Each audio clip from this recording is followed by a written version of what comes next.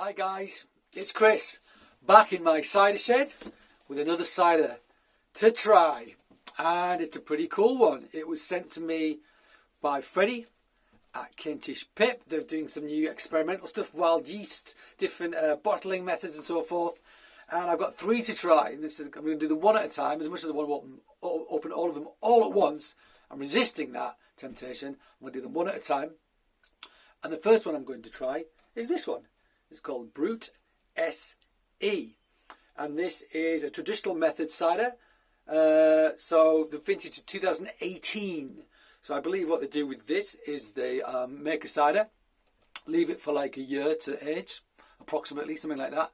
Then they bottle it with some sugar, and they let it ferment a bit more, and then they riddle it, so turn it upside down. So it sits on the leaves it sits on the leaves for 6 months in the bottle, like the yeast and so forth. They riddle it, that all goes into the neck. They freeze it, they disgorge it, they top it back up with some more cider, and then they put the cap back on, and that's what this is. That's the traditional method. That's the champagne method. Very complicated method. It's a pain in the arse, and it always costs more because that's just the nature of the beast. Even the bottles have to be super, tough to withstand the pressures that are in there. This does not have a cork. It's got a crown cap because you pay more duty if you put a cork in it, because it's classed as sparkling then, even though it's exactly the same stuff in the bottle. Exactly the same stuff. It's only the closure that's different. You don't pay as much duty. There you go. Anything on the bottle that we want to read. A showcase of South East England apples. Fresh apple, floral blossom and complex acidity. 3 varieties fermented and individually matured for 20 months before bottle conditioning, and a further 6 months on the leaves prior to disgorging. So it's almost right. Aromas of ripe apples rise from the glass. Dried fruit and apricots with a warm, mature character. Crisp and dry to taste with complex acidity up front. Fruit character and a textured biscuit finish. There you go. So what's the ABV? The ABV is 6.8, so yeah, it's all right. The varieties from the 2018 harvest are Discovery, Bramley and Zari. So all eating apples. It's a Kent cider. Culinary apples, dessert apples, that's what's traditionally used in Kent, Suffolk, etc. to make cider. Not bitter sweets and bitter sharps and stuff you get from the West Country. Totally different. And I struggle a little bit with the non-West Country varietals, the traditional varietals. I've had some I like, but I don't feel it brings them much character. But I'm really looking forward to this. I'm going to be totally objective about it. I'm quite excited to open it. And the other 2 I've got as well. Yeah. So let's just open it, shall we? Let's just open it. Now, how cold is this? Is it going to blow up on me? Is it going to blow up on me? Let's just see if it does, eh? Oh, not too fizzy at all. Not too fizzy at all. So they haven't had to dust that too much. But look at that. Nice fine mousse though. Look at that. Look at that. That's one thing champagne method does bring you, that amazing sort of mousse you get. Really rich fine bubbles. So this is light in colour, as we generally would expect from an East Country cider as opposed to a West Country cider.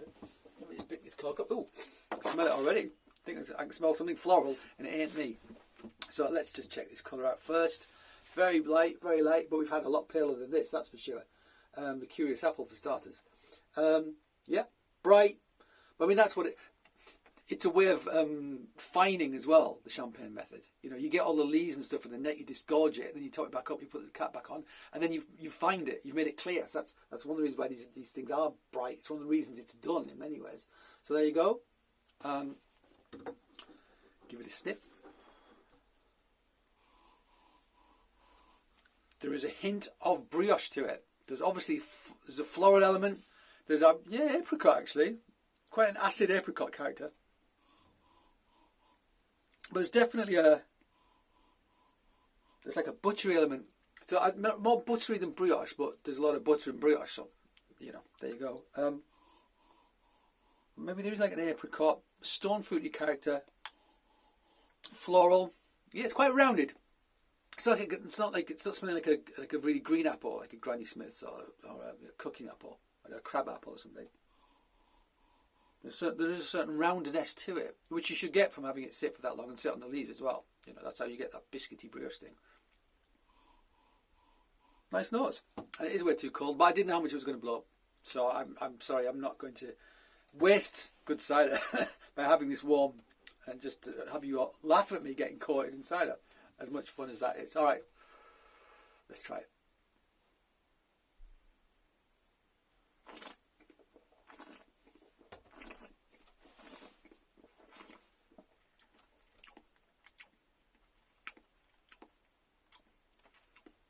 So that real mouth-watering, so that big mousse that you get in your mouth from those bubbles.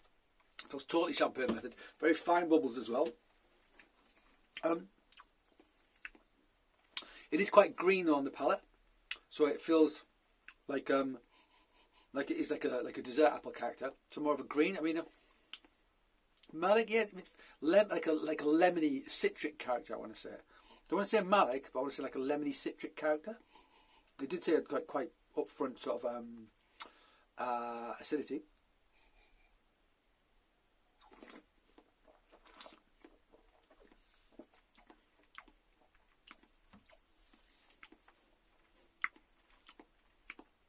So it's more brioche on the nose. There's a hint of it on the palate, but there is that kind of mouth-watering character on the palate.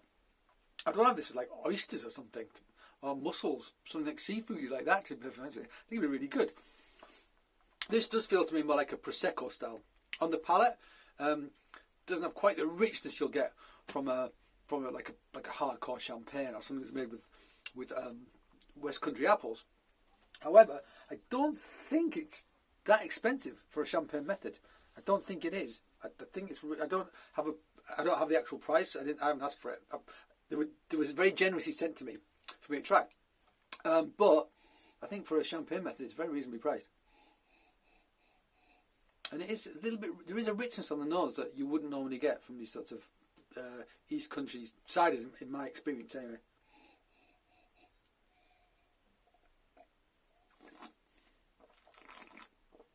Now, I don't know what yeast they're using. I don't know if it was wild yeast. It says yeast as an ingredient on here, so therefore I assume they have added a yeast of some description. Although I probably wouldn't put it on there. I'm not sure about that. I have to find out, in fact. It's very pleasant. Very pleasant. It does feel more like a summer drink than a winter drink. I've got my woolly hat on and a very thick jumper. Because it's cold. It's very cold. And I feel like this is something I'd want to sip in about 6 months' time. I think I really would. I also think it needs to warm up a bit. But actually, it's very pleasant. It's nice. It could easily stand up to a lot of... I mean, what the price is going to be, it's going to be similarly priced to like a Prosecco or Carver, I would imagine, which are probably a lot less interesting. And also I've had to travel more, do more air miles and so forth, or sea miles on whatever miles they've done. So, not a bad start. Not a bad start. I look forward to the next two. So the next one is a Foxwhelp, traditional method, which I expect to be mouth-puckeringly acidic, because Foxwhelp just is. And then I've got one, I forget what the varietal is, but it's a Pet Nat. So it's a different style again. Very, very much simpler to make than this. Much less complex in terms of the procedures you have to go through. But yeah, making good stuff ain't easy though. Whichever method you choose, it's hard to make good cider. It's hard to make good cheese, good beer, good wine, all that stuff. It's hard. If you want an easy life, don't do it. Okay, guys.